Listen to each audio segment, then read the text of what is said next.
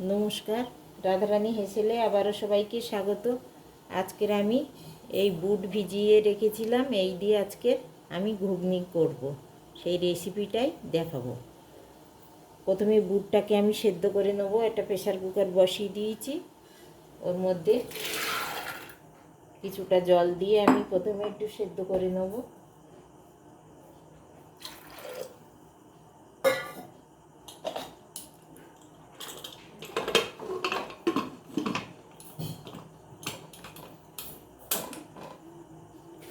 আর কিছুটা দেখুন আলু কেটে নিয়েছি ছোট্ট ডুমি ডুমি করে, যেমনভাবে আলু চচ্চড়ি বানায় তেমনি করে করে নিয়েছি। পরে মশলাগুলো দেখাচ্ছি, আগে বুটটা সেদ্ধ হয়ে যাক।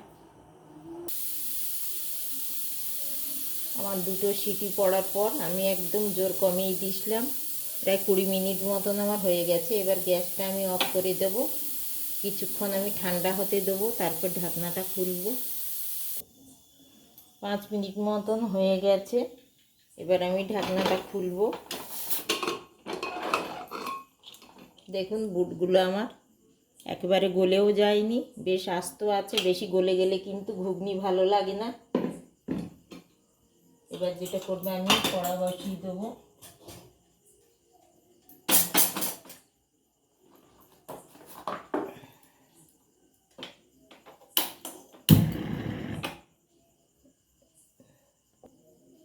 গ্যাস অন করে আমি তেল দিয়ে দিয়েছি। এবার যেটা করব, আমি আলুগুলো আগে ভেজে নেব।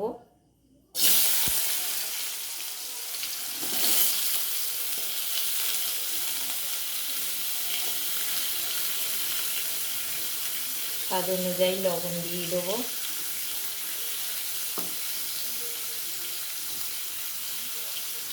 অল্প একটু হলুদ দিয়ে দেবো। দিয়ে ভালো করে আগে আলুটা আমি একটু ভাজা ভাজা করে নেব।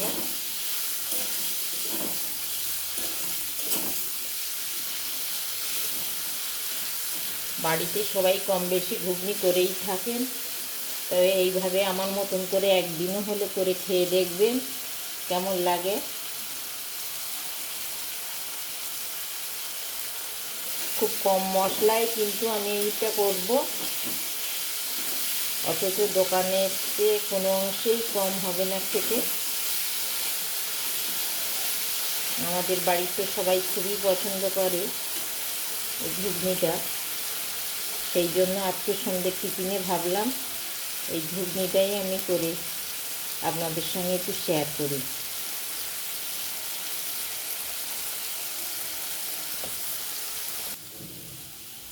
দেখুন কথা বলতে বলতে আমার আলুগুলো বেশ ভাজা ভাজা হয়ে গেছে। এবার আমি এগুলোকে তুলে নেব।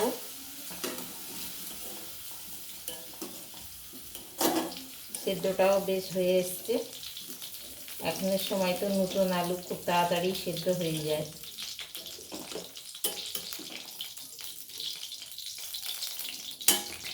ওই তেলের মধ্যেই আমি দিয়ে দেবো একটা মিডিয়াম সাইজের পেঁয়াজ কুচিয়ে রেখেছিলাম, দিয়ে দিলাম।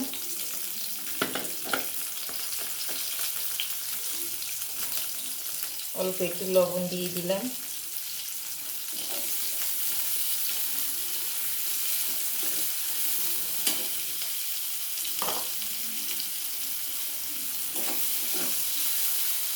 পেঁয়াজটা একটু ভালো হয়ে ভাজা হলে তারপরে একটু রসুন আমি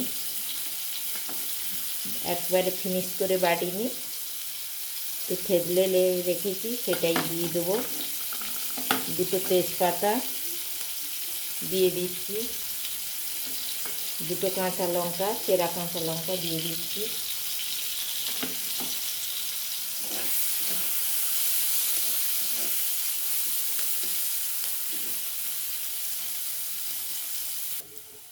পেঁয়াজগুলো আমার বেশ বাদামি হয়ে ভাজা হয়ে গেছে।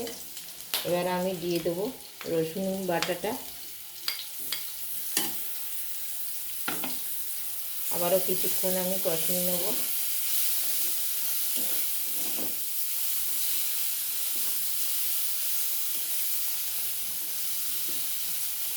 রসুনের কাঁচা ভাবটা যতক্ষণ না যায় আমি ততক্ষণ ভেজে নেব। রসুন ও পেঁয়াজ আমার খুব ভালোভাবে ভাজা হয়ে গেছে। এবার একটা বড় সাইজের টমেটো কুচিয়ে রেখেছি, ওটাই দিয়ে দিচ্ছি।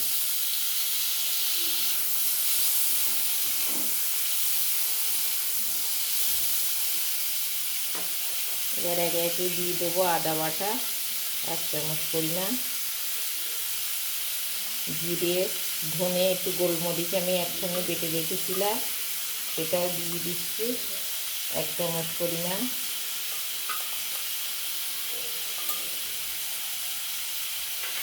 দিয়ে সমস্ত মশলাগুলো আমি খুব সুন্দর করে কষিয়ে নেব।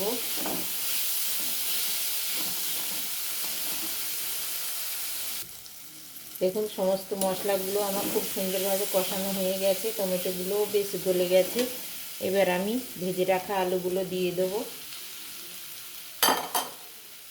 দিয়ে আবার একটু কষিয়ে নেব। আলু মশলাগুলো একসঙ্গে মিক্স করে নেব।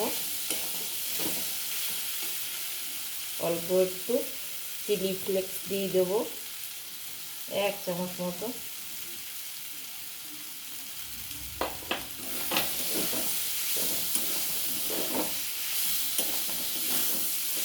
এবার আমি সেদ্ধ করে রাখা বুটগুলো দিয়ে দেবো।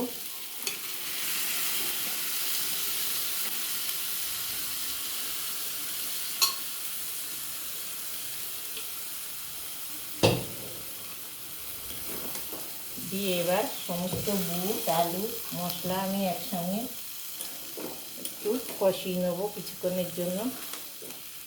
এইটা বেশি সেদ্ধ হয়ে গেলে কিন্তু কষানোটা আর যায় না, তখন কিন্তু ঘুগনিটা অতটাও ভালো লাগে না খেতে।